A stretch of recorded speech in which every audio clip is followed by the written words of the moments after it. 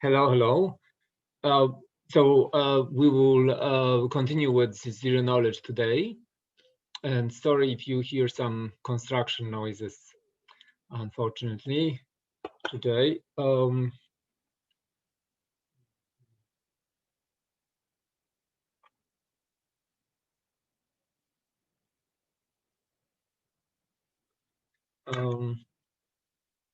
Let's see.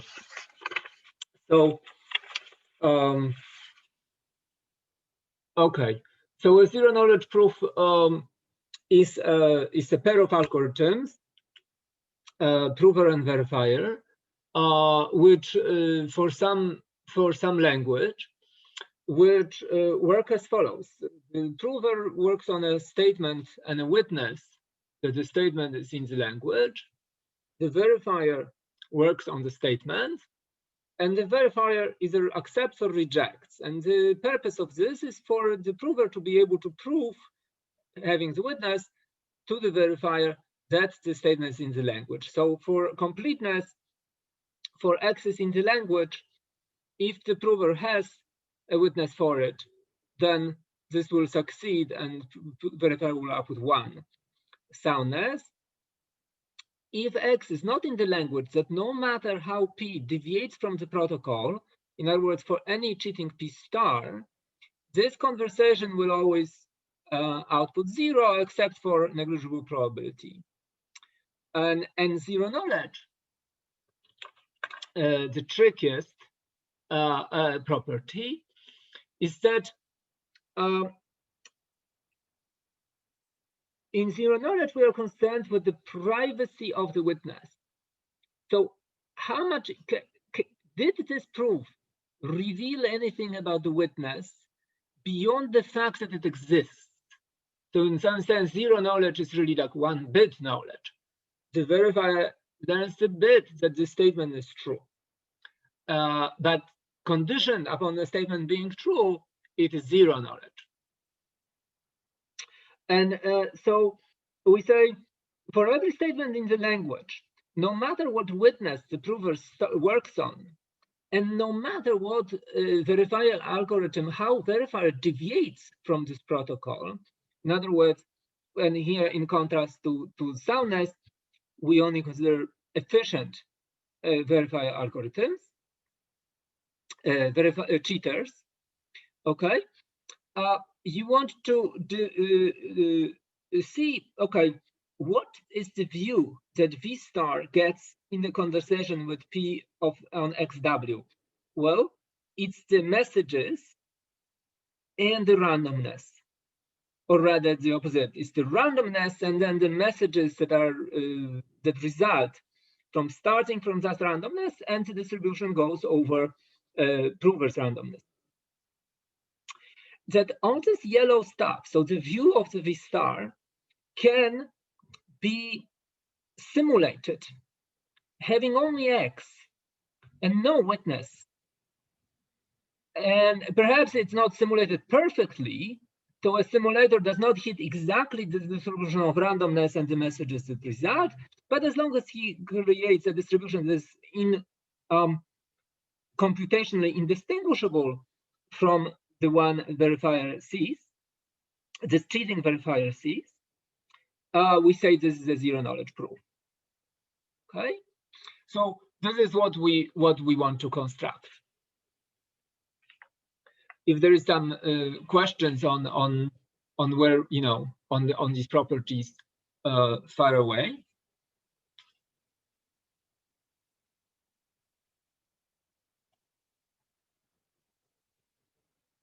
Okay, hold on.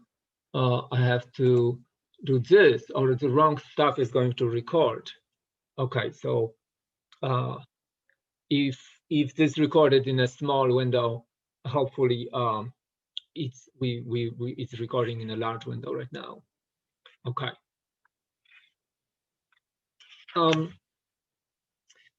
Okay, so let's do that first, not for an NP-complete language and not for any language that is directly useful in a crypto system, but for language that is in NP. It's just we don't know, and I don't believe that it's NP hard. Graph isomorphism.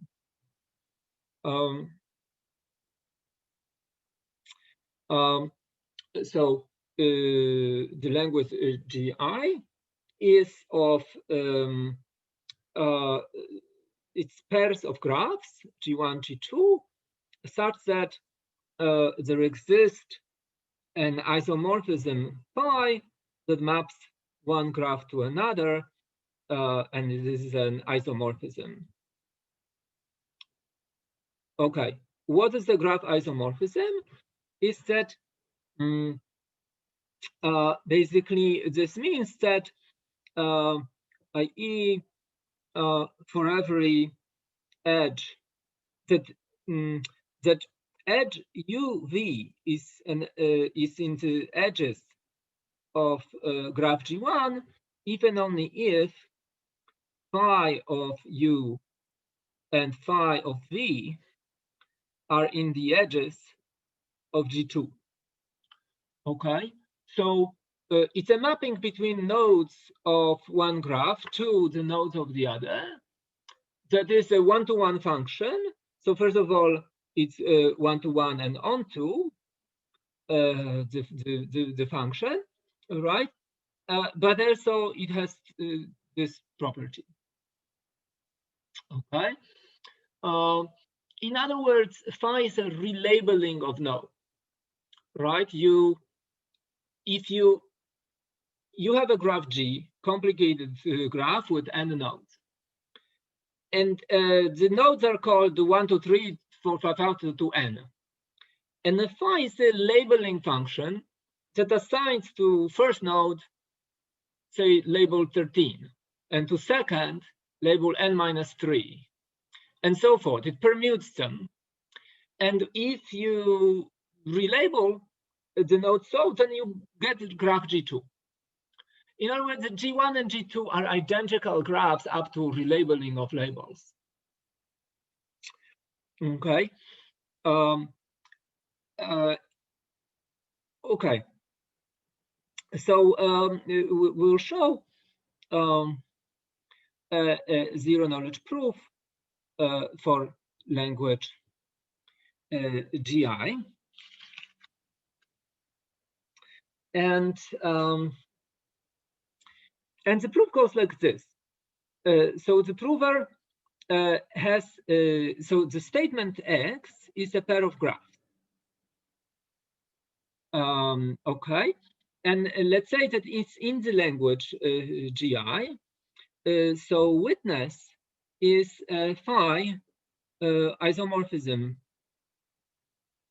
that takes G1 and gives you graph G2. Okay, and now the prover on the statement G1, G2 and a witness phi, talking to a verifier that has this witness, the statement G1, G2, will do the following.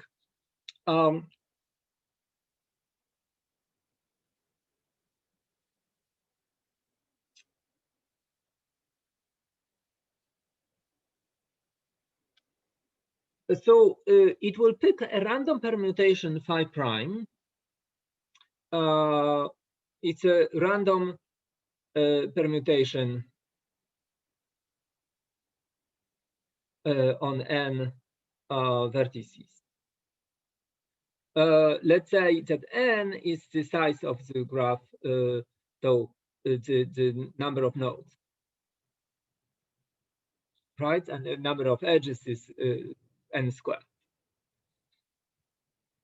Okay, so phi prime is a permutation on n vertices, and therefore, if I apply phi prime to either G1 or G2, I get another relabeling, another graph that is isomorphic. If G1 and G2 are isomorphic, then if I apply phi prime to G1, I get another isomorphic graph to both of them. If I apply phi prime to G2, I also get another graph that is isomorphic to both of them. And I pick at random which one I am going to apply this one-time permutation isomorphism to. And I send a graph, let's call it H, which is the result of this isomorphism applied to the graph GB. So the one that is pointed by this bit B.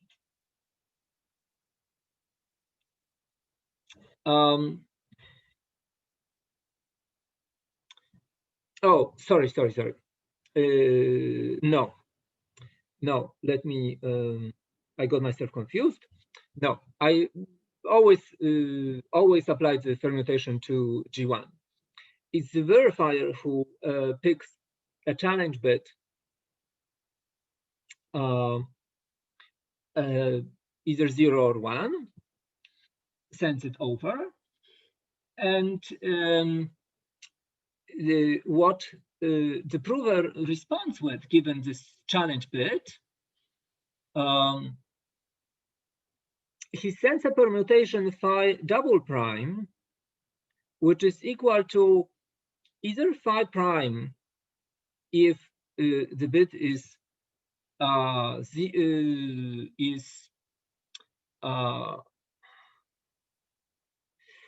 if, oh, you know what, I used,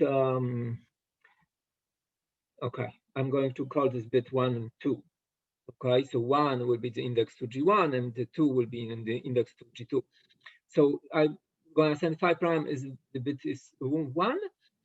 And okay, let's see what I want to send. So I have this permutation phi prime, phi, that maps G1 to G2. And I use the permutation phi prime to map G1 to this random,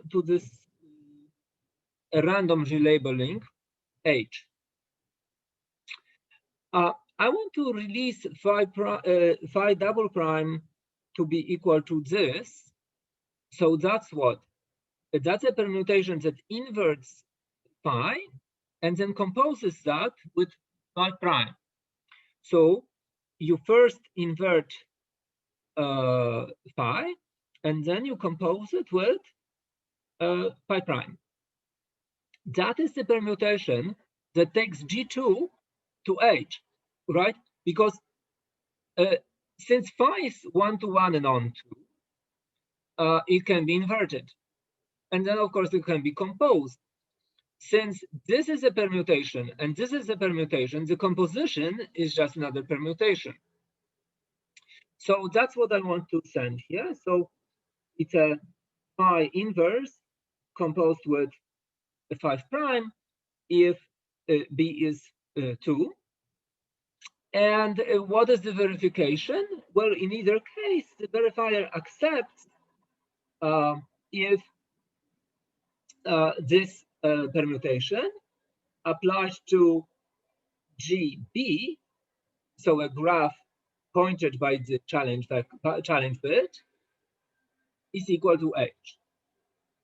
Hold on a second, I'll close the door.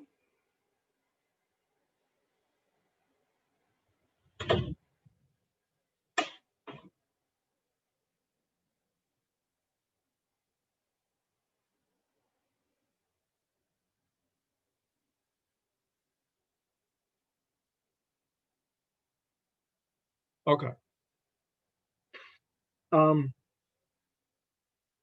So completeness, well, by just look. Yes, either the prover can always respond, and verifier therefore always accepts. Soundness. Okay. Well, what happens if the graphs are not isomorphic? So assume that G1, G2 statement is wrong. So it's not in the language graph isomorphism. So there exists there is no isomorphism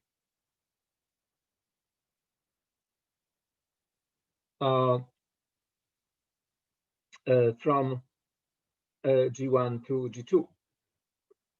Okay.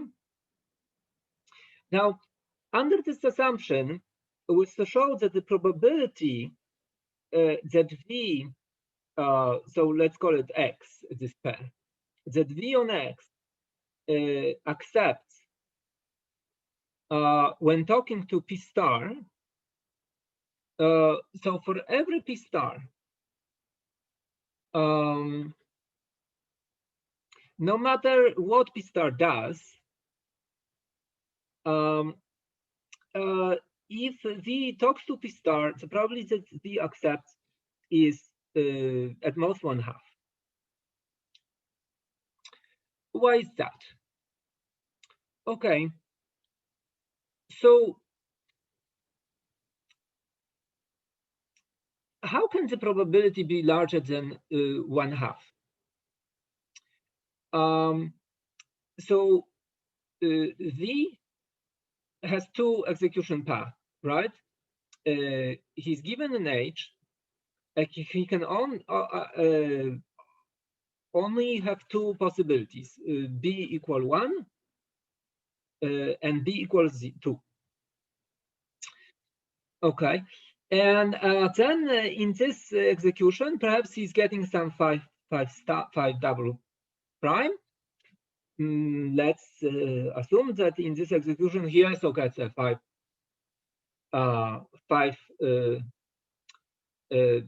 double prime. So here he can reject or accept, he can reject, and he can accept. Now, if the probability that Vx talking to this P star accepts is bigger than 1/2, then for both B equal 1 and B equal 2, there must exist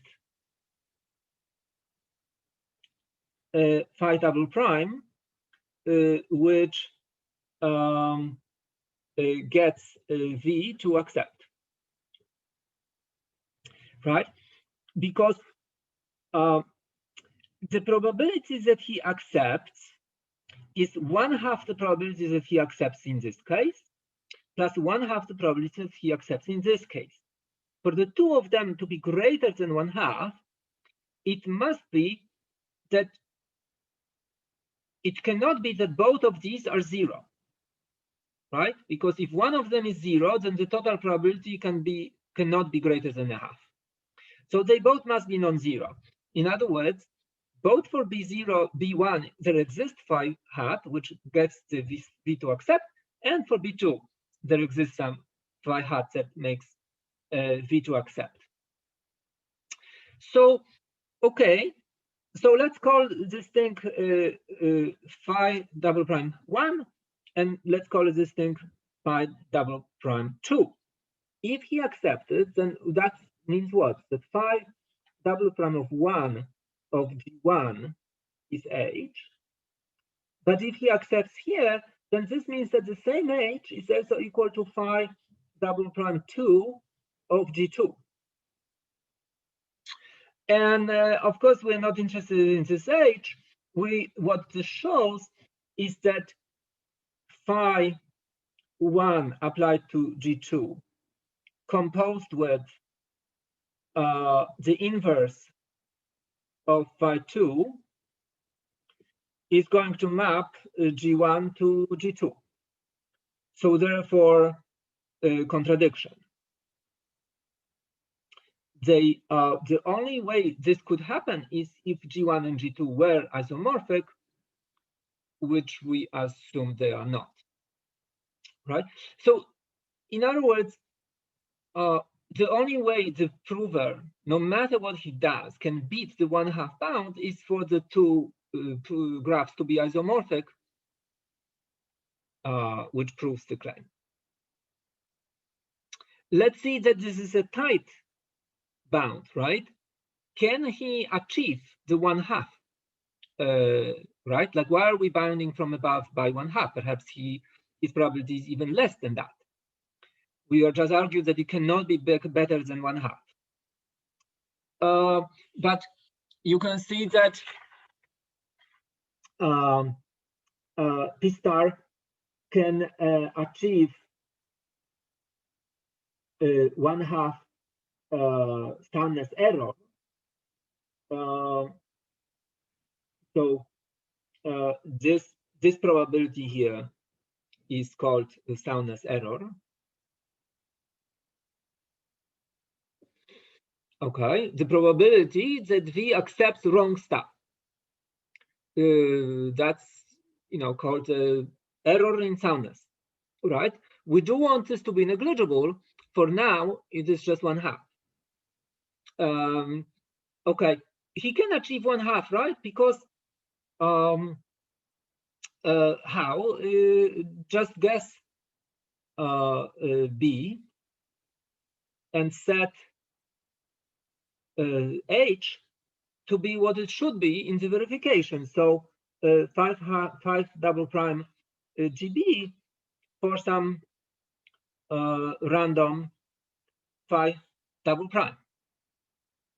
Yes, so that's a cheating prover who guesses what this challenge bit is going to be, computes H the way that the verifier expects, given that challenge bit, and sends that. If he's lucky and he guessed the bit B correctly, then he has the 5 double prime to send in this third round.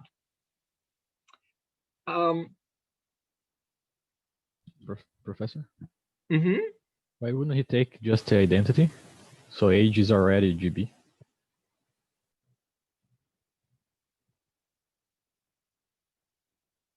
Oh, because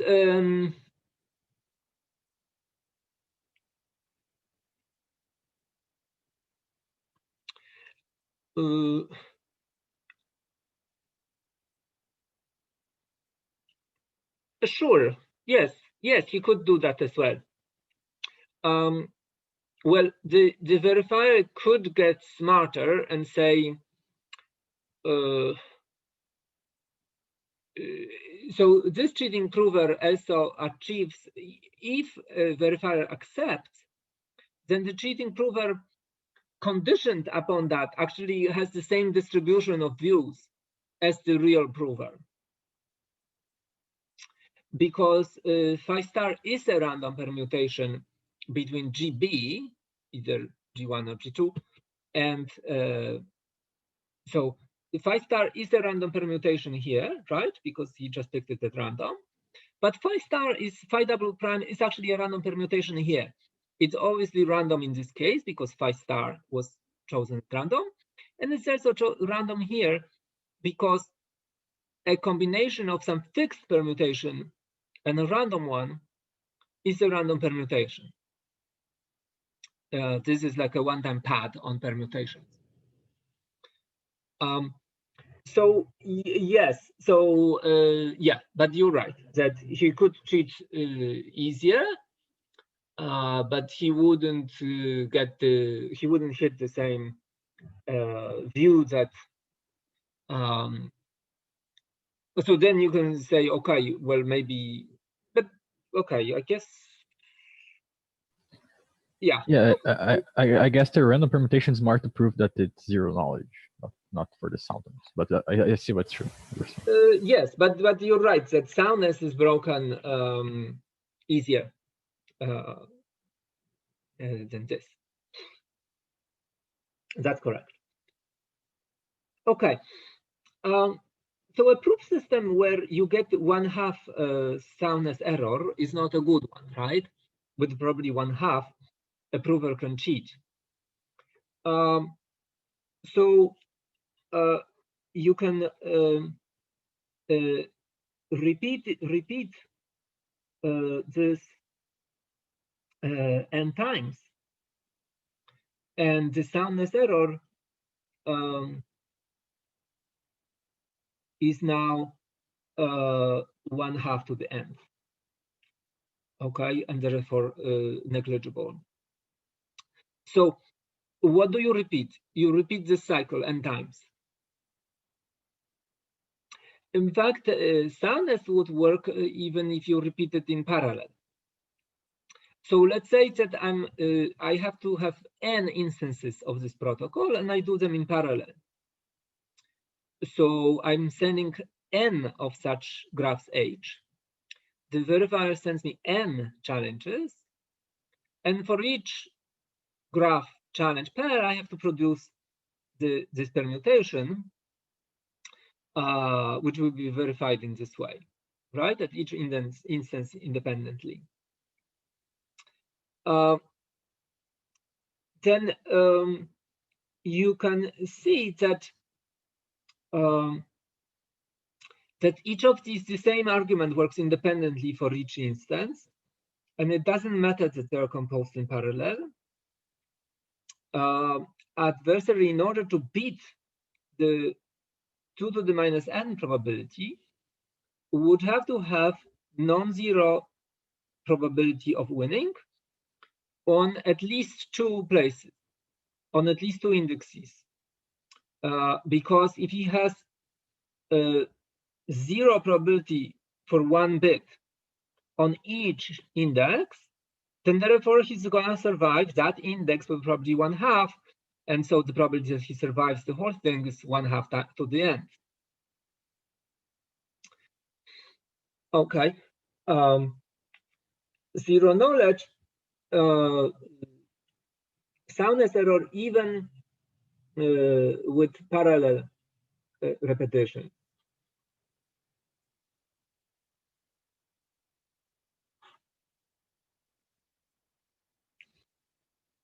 Okay, so let's go to the zero knowledge now. Maybe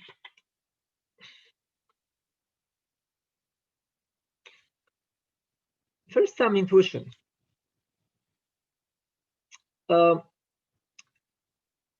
did we leak about this permutation phi? Well, in this case of B1, we didn't leak anything, right? We didn't even use it. In the case B equal 2, we did use it. But we used it composed with a random permutation. So if you look from the verifier's point of view, what is he getting? He gets phi double prime, which is a random permutation in either B1 or B2 case. Indeed, if you look at the set of all graphs isomorphic to G1, H is sampled at random from that family, right? During this proof, because I'm randomly permuting G1, and that's what H is. So H is randomly sampled from the family of set of graphs isomorphic to G1. But it is, that set is the same as the set of random graphs which are isomorphic to G2, right? These two families are the same. So sampling H as a random permutation of G1 and sampling as a random permutation of G2 is the same distribution. So I'm sampling H, and then I'm showing that it's a random permutation, that it is a permutation of G1, or I'm showing that it's a permutation of G2.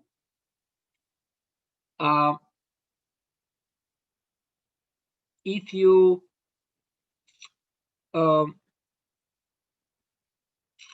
if the verifier had this bit fixed in his mind, in his or her mind, right? If then conditioned upon that choice, what he sees in these executions is a random permutation from G1 and a graph that results from this permutation, if B is 1, or a random permutation from G2 and a graph that results from this permutation.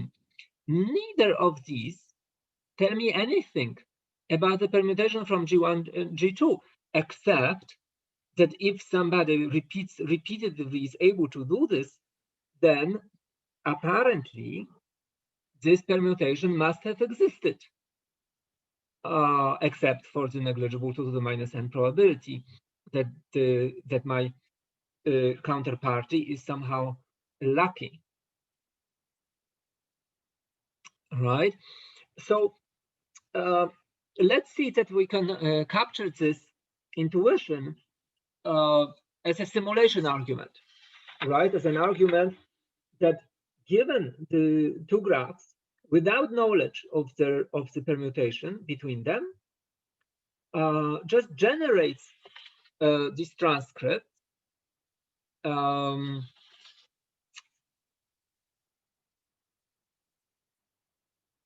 okay, and that these transcripts have the same distribution that V star would see with an honest prover who does have the witness.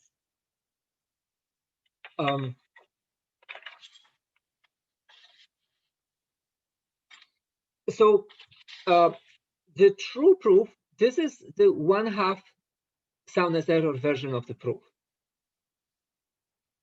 The real proof that actually satisfies the soundness property where the soundness error is negligible is a polynomial time repetition of this. Let's do the zero knowledge for just a single instance and then argue that the zero knowledge argument can be extended to any number, but unfortunately not parallel, but only sequential repetitions.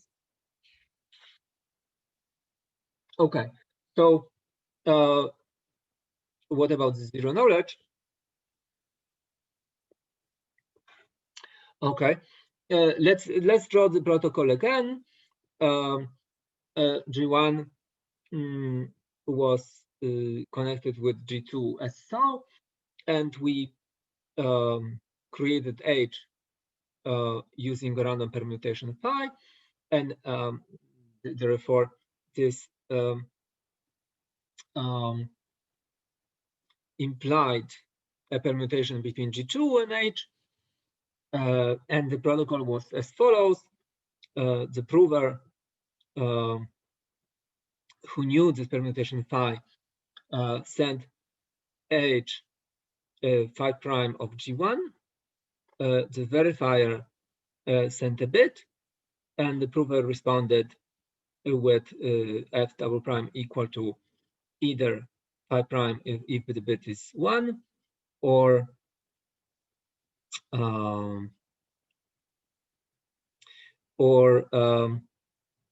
phi prime composed with phi minus 1 if the bit is 2. Okay, and instead of V, we want to consider V star. Okay, so V star gets H, sends B that it computes somehow, not necessarily at random, and gets back this phi double prime. Okay, V star as input gets G1, G2, and also it has some randomness. Let's fix these, let's call them omega. These are the random coins of V star. Okay. Simulator on input G1, G2 will do the following. Pick W at random for V star. It's as long as V star needs Pauli in security parameter upper bound. Right? Does not matter what this machine does. It's an efficient machine. It cannot use, so it has some bound on its running time. We pick as much randomness as this bound on V-star's execution time is, right? And so far so good. This is exactly the same view that a real V-star would have. Okay. We'll think of this W as omega is fixed from now on. Then do the following loop. For I1 to K, which is the security parameter,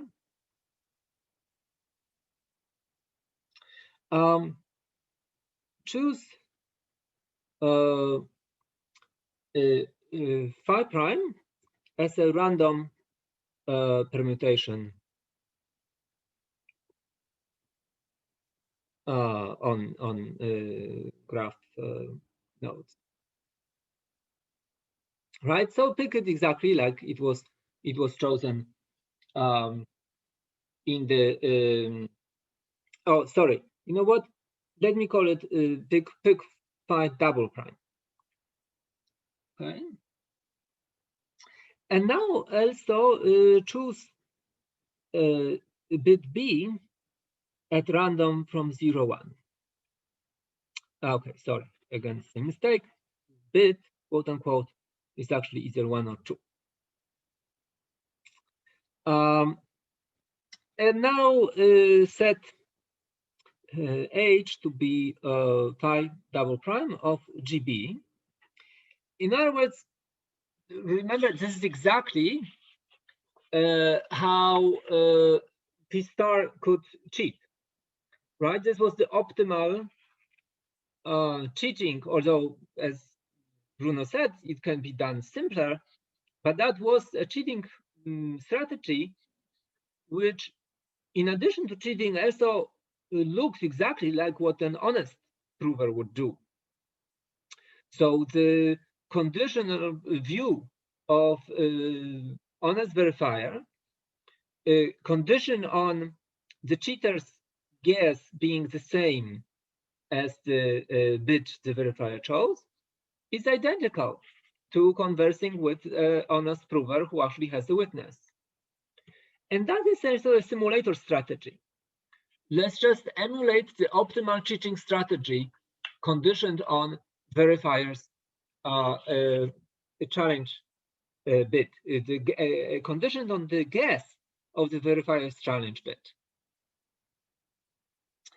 And now, okay, so how does the simulator know whether V star, so let's say, you know, now simulator wants to send that H to V star, whose input is omega and G1, G2. So it's a deterministic algorithm now that we fixed its randomness. And well, we can just test, just see. V star will either output B on these inputs, or you know, 1 minus B. Sorry, 2 minus B, right? Okay, the complement of B, right? So instead of we chose 1 and he will output 2, or we chose 2 and he will output 1. If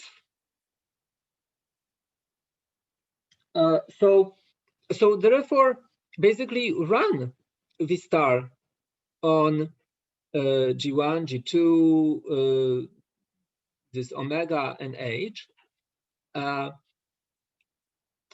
to get its response B prime. If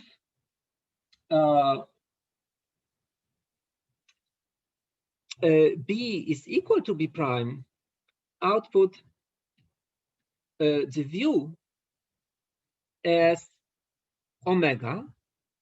This is the randomness of V star. And then the messages that V star gets, which were H and phi hat. Otherwise,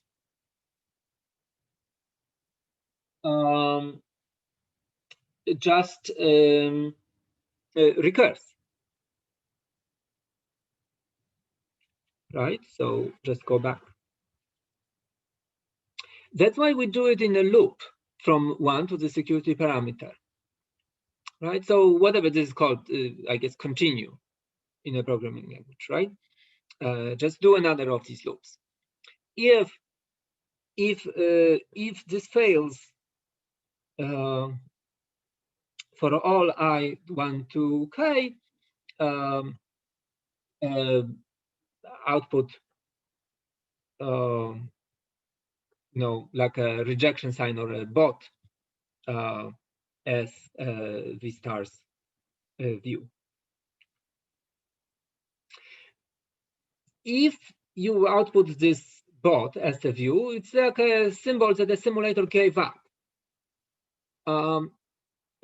That's however you encode that symbol, that's going to be immediately distinguishable from what a V star would get if he interacts with a real prover.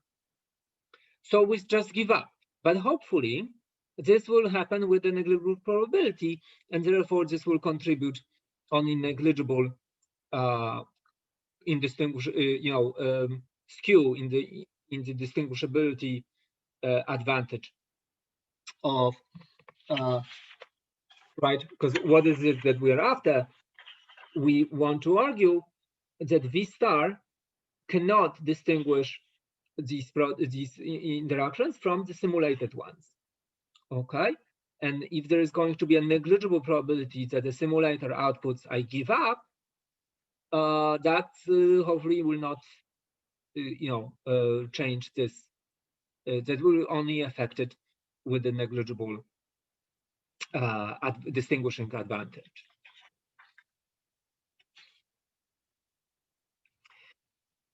Okay, so the claim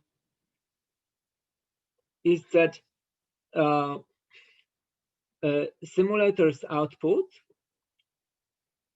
is indistinguishable computationally. In fact, it is statistically close to V star's view of interaction with the prover on the same inputs G1, G2, but actually the prover does have, the witness. While here, what I want to say is that output of sim on just these two graphs as inputs is indistinguishable from the view, okay, against the real prover. Okay, let's first argue that first thing,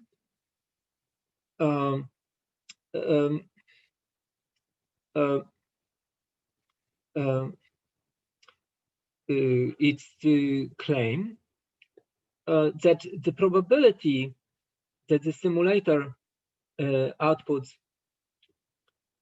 this bot I give up symbol is smaller than negligible 1/2 to the k.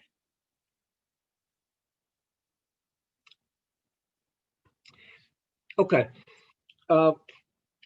why is that?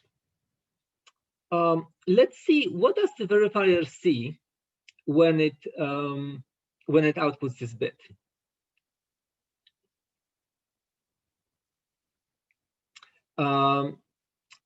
Well, it sees H. Well, omega is clearly the same as in the true execution, and it sees, but it sees H.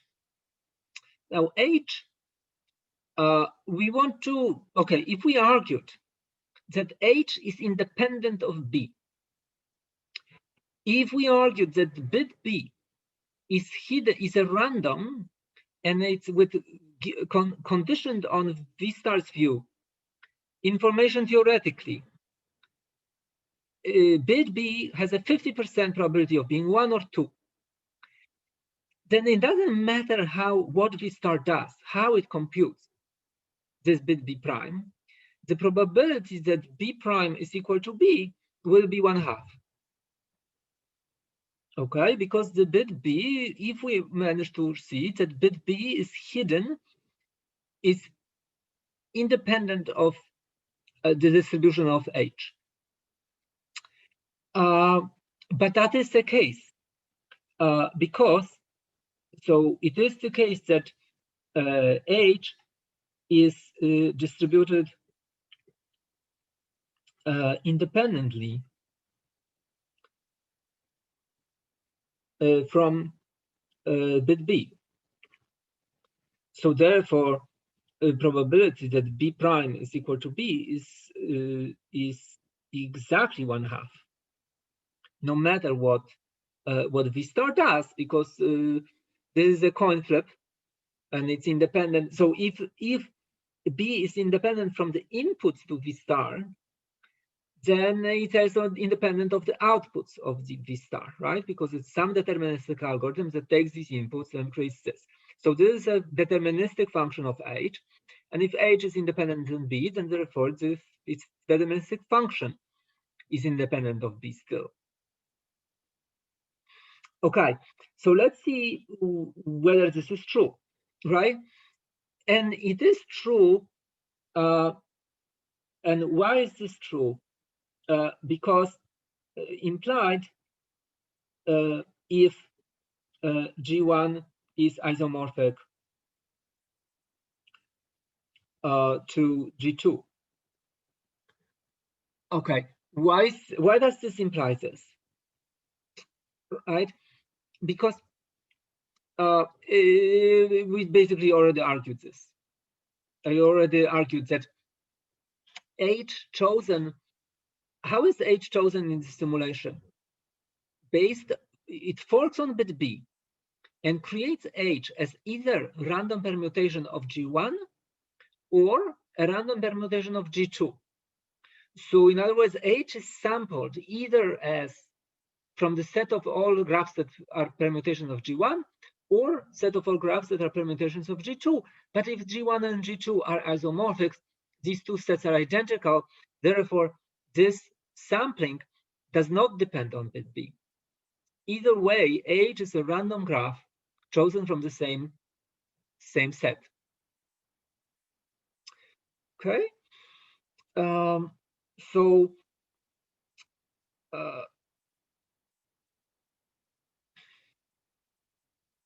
So each time I run this loop, there is the probability that this condition is met is exactly 1/2.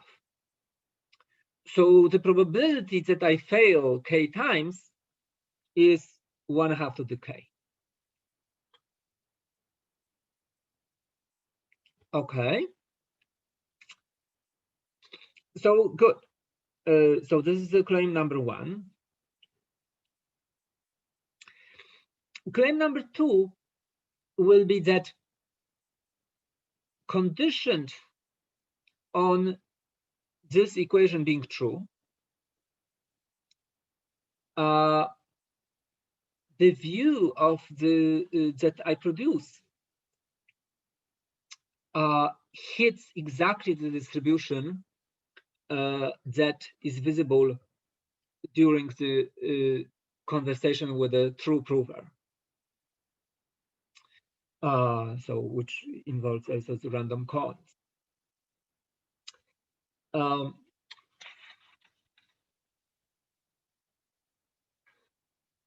So claim 2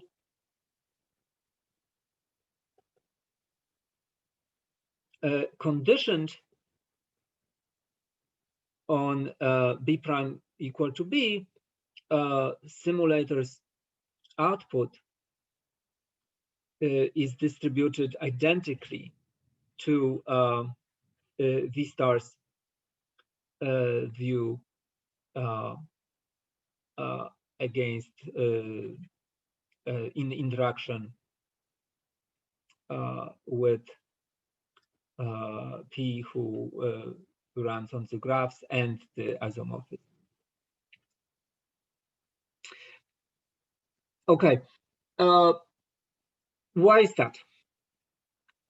Okay, now omega is clearly correct, right? Because it was chosen as a random bit string and is chosen as a random bit strings, right? So when we look at V star's view, that one goes over the random choices of omega. In simulation, omega was chosen at random, so this part matches.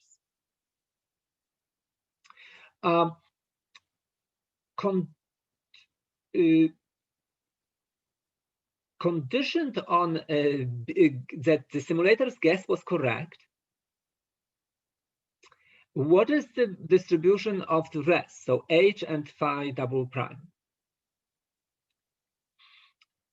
Note that let's skip considering H, because note that in both distributions, how does H look?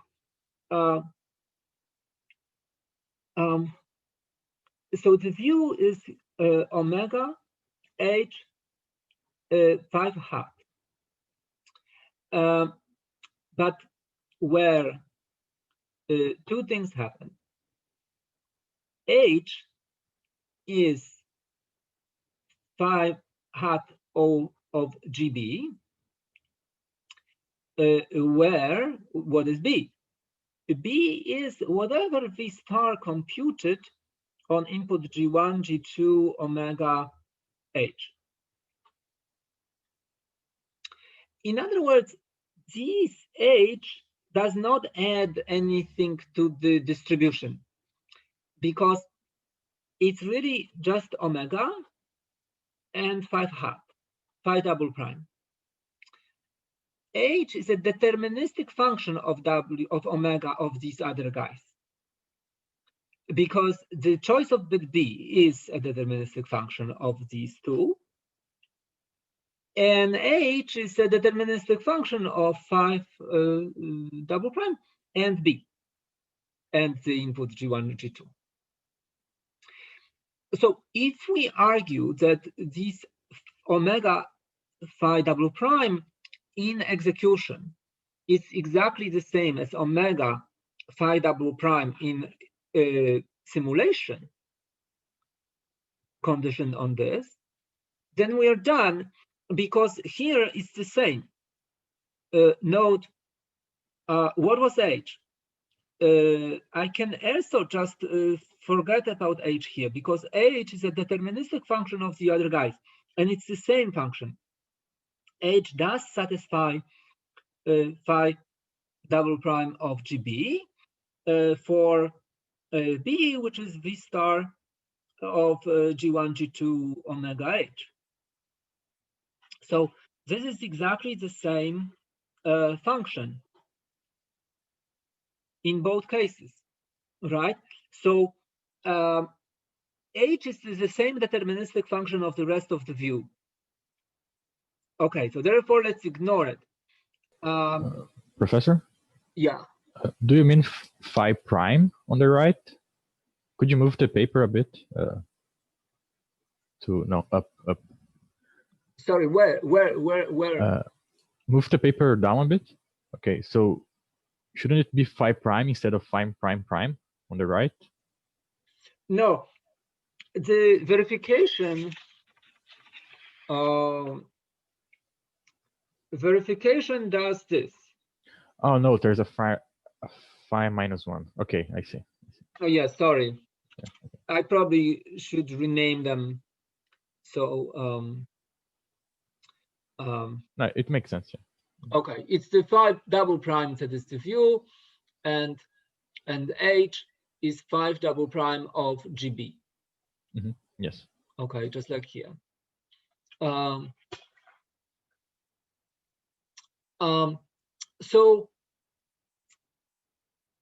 So it's really, we should be looking at the pair omega phi double prime and an omega to phi double prime. Omega is random in both cases. And what is phi double prime in both cases? Okay, here very clearly random permutation. And we argued this already here, right? That phi double prime in either case is a random permutation. Phi double prime is, right, so if I just want to look at the marginal distribution of 5 double prime that are viewed, that are seen, this is a random permutation on n set, on n elements set, and so is this.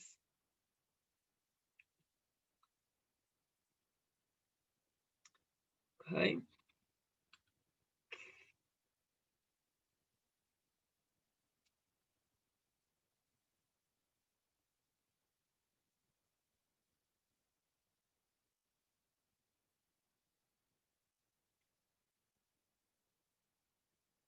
So the fact that phi double prime is just either the left or the right of these two, in either case is a random permutation, intuitively that should imply that phi is hidden, right? That very fact.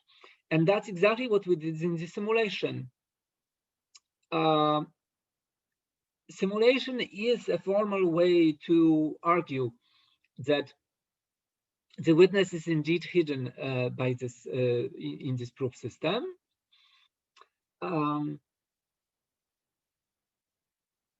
Although the simulation reconstructs the view that that V star gets in a a cheating way, right? Because whereas the honest prover would create H as some permutation of G1, and then given bit B, either output that permutation or its composition with the underlying witness. The simulator, not knowing this underlying witness, goes from bottom up. He first fixes the phi star, the phi double prime output, final message, then guesses the V star, bets on certain challenge bit from V star, and patches up H using the verification equation, just to match the verification equation.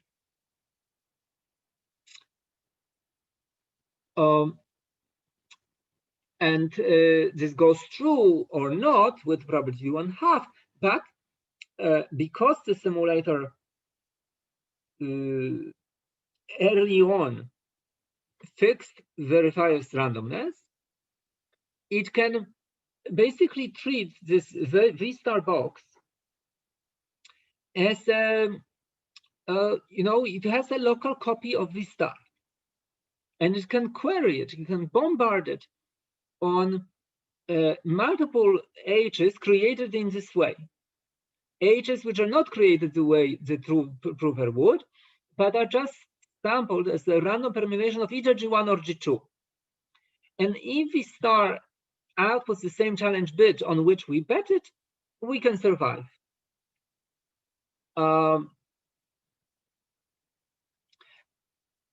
This note that the simulator needed to access to V star. But what does the zero knowledge say? It said that for any V star, there exists a simulator. So here is the simulator. It uses V star. But for any V star, an algorithm sim that uses that V star exists.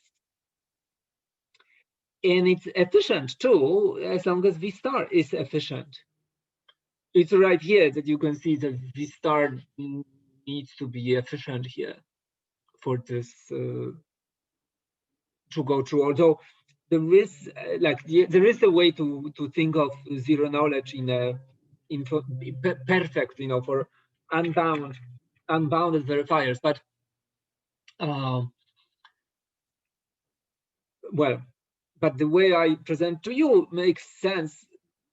Once V star is an efficient algorithm, and then clearly this means that so is the simulator.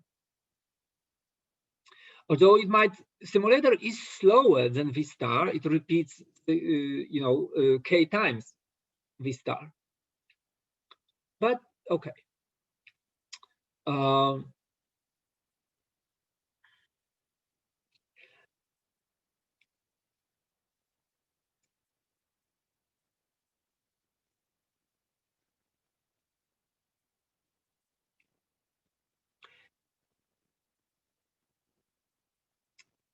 Was it essential for the simulator to know the randomness of V star?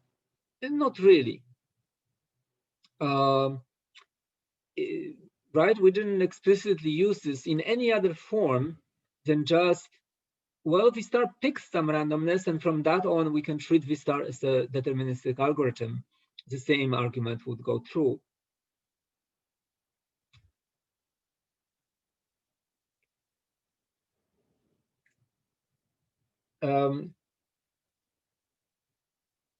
Note that in here, both algorithms are, both the prover and the verifier are randomized.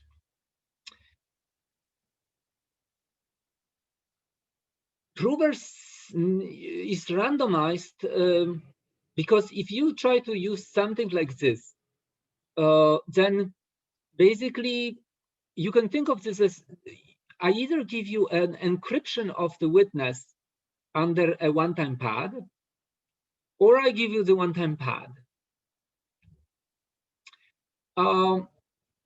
In order to do this, I have to pick a one-time pad, right? It's hard to think of how this proof system would work if I had no randomness. So the prover was able to prove it in zero knowledge, but it used randomness in an essential way. In a sense, the response was a one-time encryption of the witness, or just a one-time pad that could be used. So it's either one-time encryption or the one-time pads that you use in the encryption. The verifier also needed randomness in a very crucial way, right?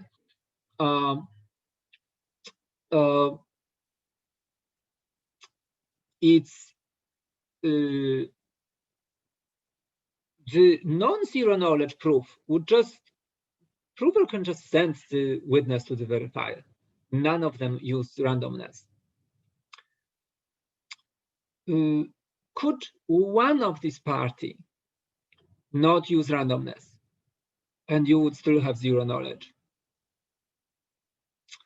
I forget what the answer to this question is, but I suspect that it is negative. You can see clearly in this parallel case that you use the randomness of both sides in a crucial way.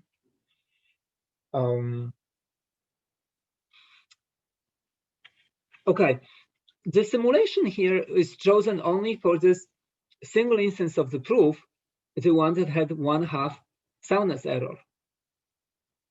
So let's see. Okay, so now if the real proof system has sequential composition of these, so you send age, the guy sends you the bit, you have to respond, and if you survived, then you have to send a new age. The guy sends you a bit, you respond, etc., and you do it k times. That proof would have negligible soundness error, and therefore it could be used for cryptographic purposes, right?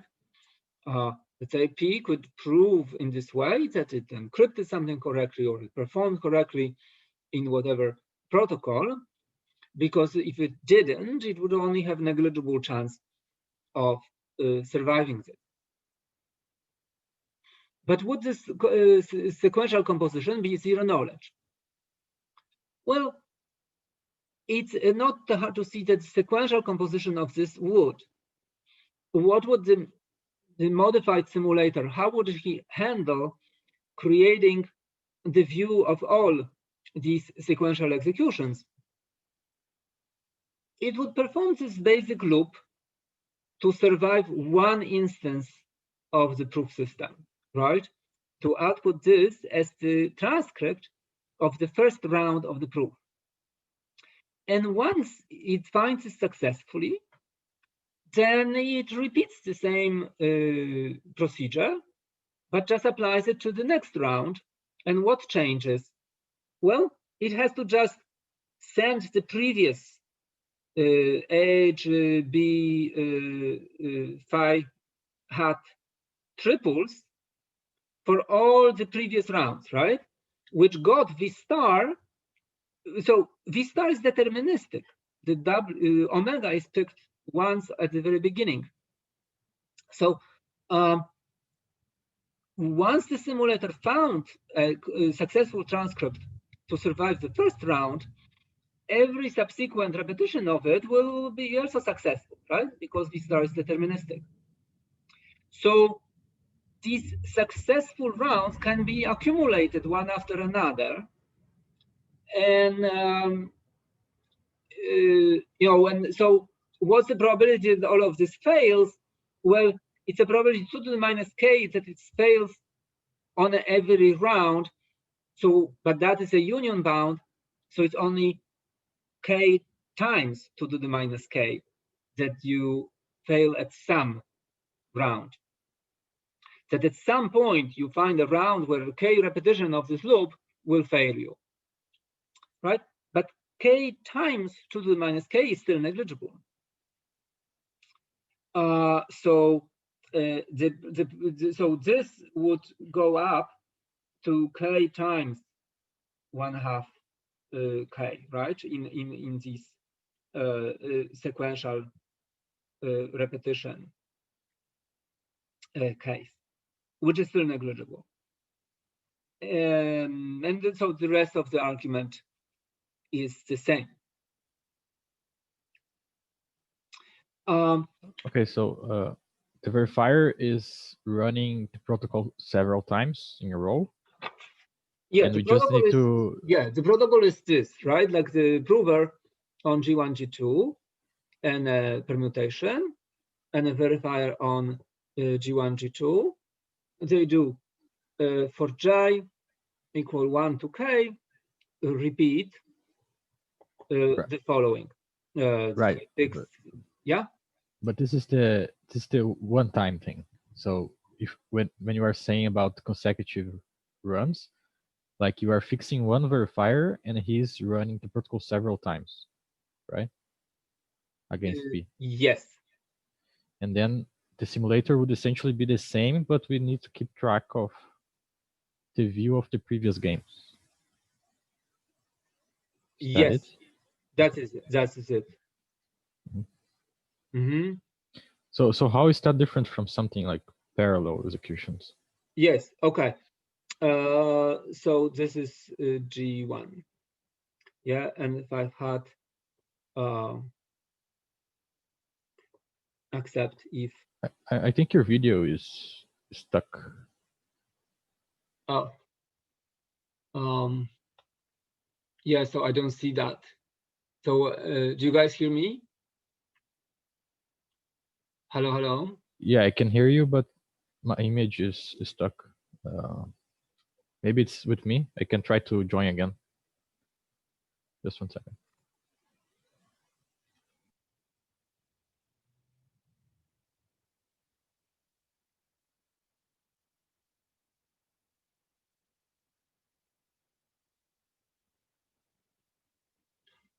Hello, hello. Okay, now it's working. Is stuff moving? Okay. So you accept if phi prime of GB is H. And then after you repeat this loop, V accepts if each loop accepted, right? That's the final code.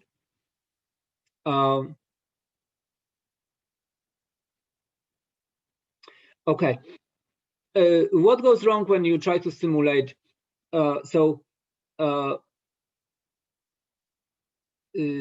Parallel repetition or composition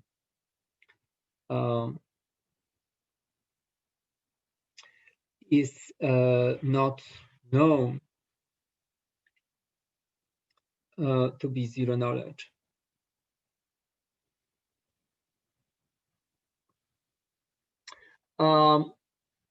Why? So look at this. That the simulator. Let's try to do this. Right? The simulator gets these graphs and tries to use the same simulation strategy. So for each j is 1 to k. So it first of all, pick omega for the star. And then for each execution, choose the phi double the j. So write the jth instance phi double prime. Guess the b prime j. So it's the jth instance guess of b prime. I guess, okay, of b of b prime output by v star, and set hj to be phi double prime j of g bj, right? And send all these h's over to the verifier. And you feed the verifier with the same input and this omega randomness string that you picked for him. Okay, but unfortunately, what V star computes all at once is a whole series of bits, right? Because it's a parallel composition, and simulator has to respond with the whole vector of this phi w prime, phi double prime 2, phi double prime k, such that for all j, it holds that phi double prime j applied to g chosen by the v star on this instance is equal to h j. So, but the simulator can get these permutations only if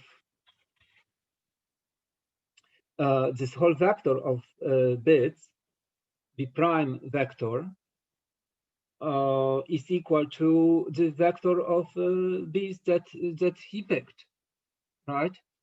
So b vector is b1, b2, bk.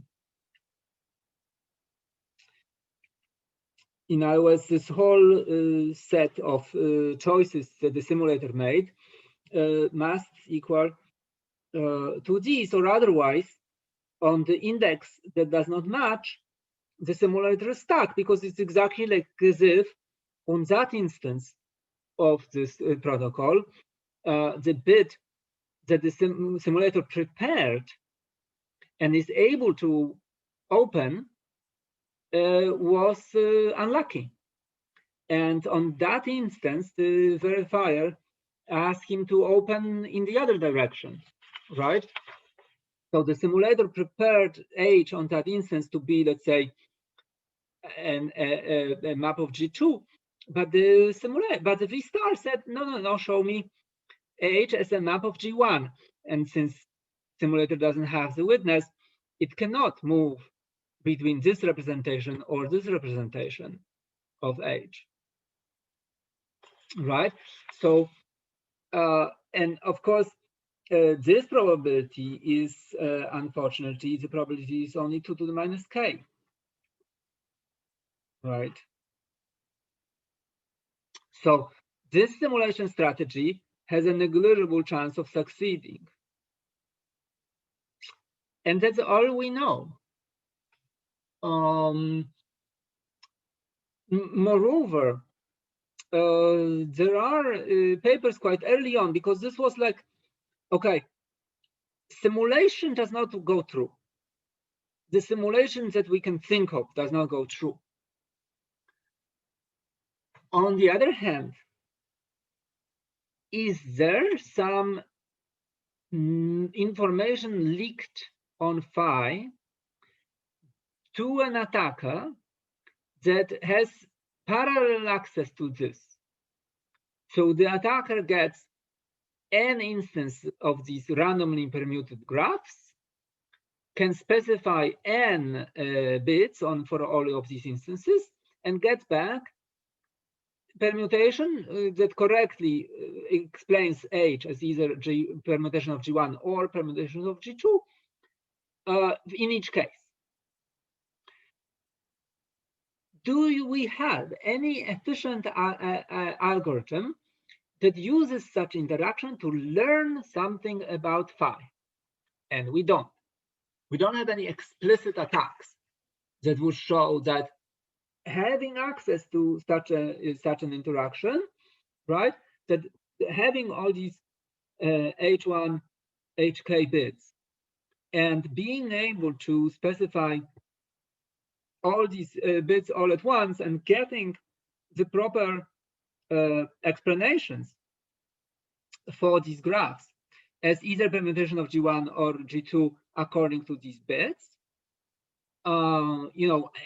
Are we learning any information function about any info on Phi from that? We don't know any explicit attacks that would show. So we don't have any arguments that it hides all information, and we don't have explicit attacks. So what is it? Well, it's a gray area. And of course, the sequential repetition of this is completely impractical, right? You don't want to repeat a protocol like this 100 times in order to prove whatever, right? In practice, like, if I'm going to use public key cryptography or to authenticate to a server, and we have to exchange 100 messages, that wouldn't be that great, at maybe if we are close by, but even then, right? Like, it's not a great system. So obviously we do want to compose stuff in parallel, but we don't know whether that is secure or not. What is known about this is that any 3-round protocol that is zero knowledge basically can be a zero knowledge only for a trivial language.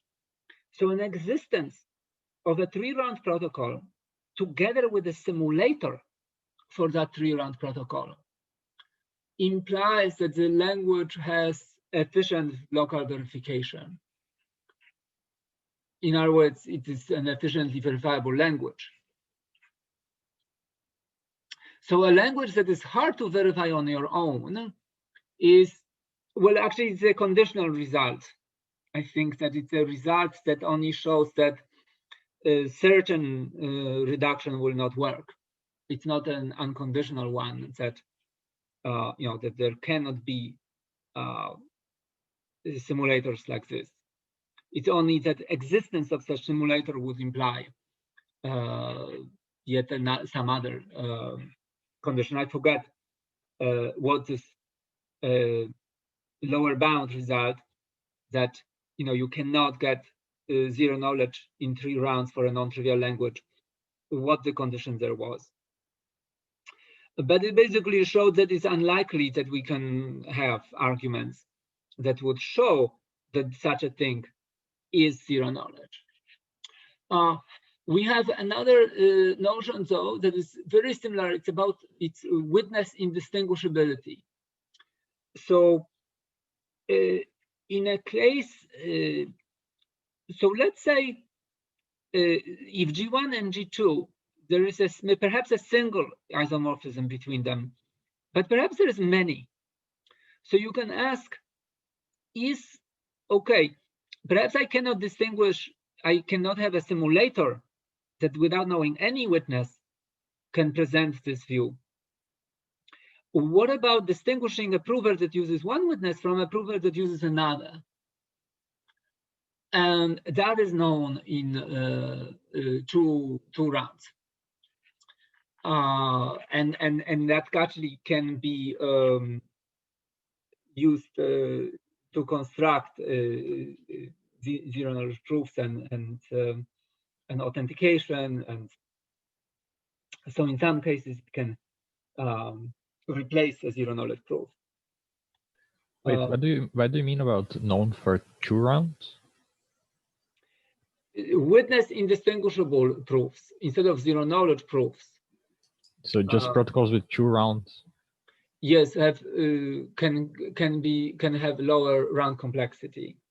Mm. Okay. 3 round zero knowledge is unlikely for non-trivial languages, but that is only in so-called plain computational model, where the only inputs that V and the prover get is the statement. What if there was some common setup? So a random oracle, or perhaps something called common random string. So that there is some parameters that are chosen before the world starts. And both the prover and the verifier can have access to these public parameters. If the parameters are chosen, using some trusted generation, then they will offer essentially a trapdoor for the simulator to be able to simulate and survive simulation for a much shorter. In fact, in these models, you can have non-interactive zero knowledge. So instead of sending and waiting for a challenge, sending something back, I can send a single bit string, and it is a zero knowledge proof. And this is how we are going to show, because that's the most practical setting for a zero knowledge proofs. It's in a row. So we'll see this next, and for take similar kind of intuitions and show that they carry to, first of all, some cryptographic problems, like not graph isomorphism, but 2 ciphertexts, and I want to prove that there are ciphertexts of the same plaintext, for example. And secondly, that in random oracles, such proofs give me non-interactive proofs, because that's the, when people use zero knowledge, say in a blockchain, that's the type of zero knowledge they will use.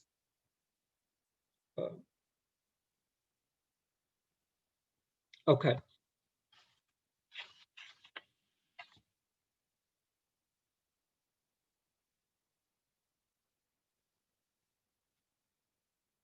Okay. Any questions? I'm good. Okay. All right. Thanks. So see you next time. Yeah. See you. Thank you. Bye. Thanks. Bye.